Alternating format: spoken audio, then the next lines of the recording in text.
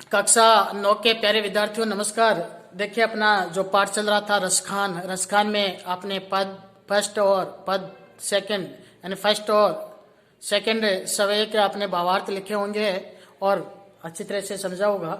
आज हम बात कर रहे हैं पद थर्ड यानी तीसरी पाद्यांश का, जिसके अंदर रसखान ने बहुत ही सुंदर तरीके से वर्णन किया है। तीसरे में लेखक कहता है, रसखान कहता है कि मैं अपने जीवन में और अपने शरीर पर वही सब चीजें धारण करूंगा जो चीजें भगवान श्री कृष्ण को अति प्रिय थी, बहुत अधिक प्रिय थी। देखिए पहले उन्होंने साफ शब्दों में कहा है, रसखान ने साफ शब्दों में इस बात का उद्घोष किया है कि मोर पंखा सिर ऊपर राखूं, गुंज की माल गरे फहरूंगी, ओढ़ पीताम्बर ले लुकुटी बन गोधन ग्वालिन संग फिरूंगी, भावत वो ही मेरो रसकाने सो तेरे कय सब स्वांग करूंगी, या मुरली मुरली धर की अधरान धरी अधरान धरूंगी।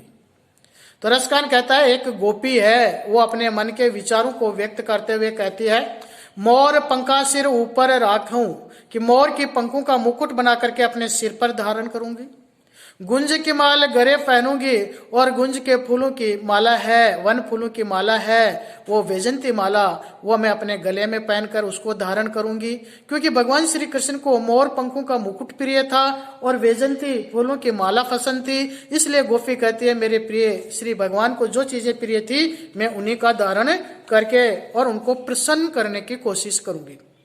ओढ़ पीताम्बर, भगवान श्री कृष्ण पीताम्बर ओढ़ते थे, पीले वस्त्र धारण करते थे, इसलिए यहाँ पर नायिका कहती है, गोपी कहती है, रसखान कहते हैं कि वो भी यही चाहती है कि मैं भी पीताम्बर धारण करूं। ओढ़ी पीताम्बर ले लकुटी, लकुटी यानी लकड़ी, और लकड़ी हाथ में लेकर के वन यानी वन के अंदर गोधन ग्वारिन संग फिरूंगी, गायों के और ग्वाल लोगों के साथ वन के अंदर घूमती रहूंगी, फिरूंगी यानी घूमूंगी, उन गायें चराऊंगी, साथ में रहूंगी। भावत तो वो ही मेरे रसखानी, मेरे श्री भगवान श्री कृष्ण को जो अच्छा लगता था सो वह तेरे कहे सब स्वांग करूंगी। हे भगवान, हे श्री कृष्ण, आपके कहे अनुसार, आपकी इच्छा अनुसार मैं वो सभी तरह के स्वांग है वो करूंगी जिस तरह से आपको जो अच्छे लगते थे। न मुरली या मुरली मुरली धर की अधरा धरी अधरा न धरूंगी, लेकिन भगवान श्री कृष्ण की ये जो बांसुरी है जो उनके होठों पर धारण की हुई है, यहाँ पर नायिका कहती है इसको मैं अपने होठों पर धारण नहीं करूंगी। देखिए क्या कहा इसने कहा, या यानी यह मुरली मरुधर, मुरलीधर की, मुरलीधर यानी श्री कृष्ण की, ये मुरली है, ये भगवान श्री कृष्ण के, अधरान धरी, उनके होठों पर धरी हुई है, अधरान धरूंगी, मैं अपने इसको अपने होठों पर लेकर अपने मुंह में लेकर झूठी नहीं करूंगी। और इसलिए गोपी कहती है कि मोर के पंखों का मुकुट सिर पर धारण करूंगी, वैजंती फूलों की यानी गुंज के फूलों की माला पहनूंगी, और पीताम्बर ओढ़ करके लकड़ी लेकर के गाय और ग्वालों के साथ वन में फिरूंगी, और हमारे भगवान श्री कृष्ण को जो प्रिय लग रहा था उसी का वह स्वरूप या उसी का रूप धारण करके और मैं वैसा ही स्वांग करूंगी। लेकिन इस बंसुरी को मैं अपने मुंह में नहीं लूंगी, क्योंकि यह बंसुरी भगवान की प्रिय बंसुरी थी, उनके होठों पर रखी हुई थी, इसलिए मैं इसको धारण नहीं करूंगी। इस तरह से इस पद का भावार्थ करेंगे, व्याख्या लिखेंगे। इसके साथ ही जो अगला पद है, चौथा पद है, उसके अंदर भी रसखान ने इसी तरह की बात को व्यक्त किया है। कवि कहता है, काननी दे अंगूरी रहीबो जब ही मुरली धुन मंद बजे है, मोहनी तानन सु रसकानी अटाचटी गोदन गेह तो गेह, तेरी कहो सिगरे ब्रज लोगनी काल ही को कितनो समुझई है, मायरी वा मुख की मुस्कानी समरी न जेह न जेह न जेह। रसखान कहता है कि अपने कानों में मैं अंगुली दबा करके रखती हूँ, बहुत कोशिश करती हूँ, लेकिन उनकी मुरली की मधुर धुन है वो मंद मंद बजती हुई मुझे सुनाई देती है।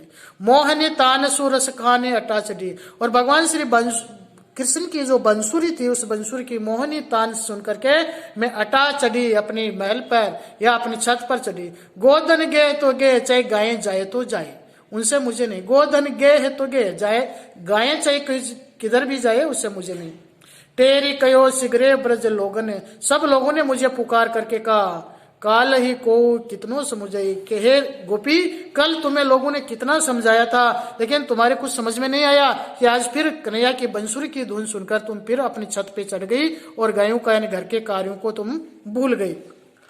मायरी वा मुख की मुस्कानी समरी न, गोपी कहती है, हे माँ, भगवान श्री कृष्ण के चेहरे की जो मुस्कान थी वो मुझसे संभाली नहीं संभलती, अर्थात उस मुस्कान के मैं वशीभूत हो गई। और जैसे न जहे, न जाना चाहकर भी, न जहे न जहे, लेकिन फिर न जाना चाहकर भी मैं उसको रोक नहीं सकी। तो इस तरह से आप इन चारों पदों का भावार्थ करेंगे। इसके साथ साथ आपकी पाठ्य पुस्तक में जो प्रश्न दिए हुए हैं, इन प्रश्नों को आपको 1 से लेकर के और 7 तक के प्रश्न है वो आपको करने। आज इतना ही आज के लिए। अगले वीडियो में हम बात करेंगे अगले प्रश्न उत्तर की। तब तक के लिए नमस्कार।